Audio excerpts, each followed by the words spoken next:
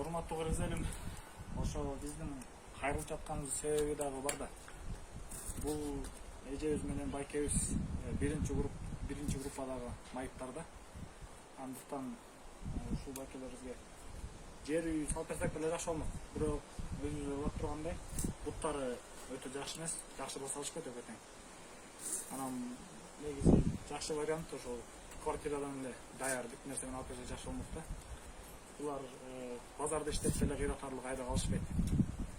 Канча айлы? Канчабыз? Айына канча болот? Күндө 2 сом, бир айда 6 сом. Экөөңүздөр, күнүнө өзүңүз уктуңуз да 200 сомдон кем таптан кирешеси. Ал киреше чындыгында 100ден артпайт, 10-50 кулунан тамак ашына, сүтүнө артпайт да. Ошондуктан бир туугандарым кайдыгер карабастан баардыгыбыз ошол Аллахтын ыраазычылыгы үчүн, Аллахтын айткан буйруктарына баш ийип, ушул бир туугандарга иншалла колунда бар байкелер, чакырып турган эжекелер, бир туугандар көмөктөшүп кетиңиздер деп суранып кетер элем. Баарыңыздарга чоң рахмат. Аллах разы болсун.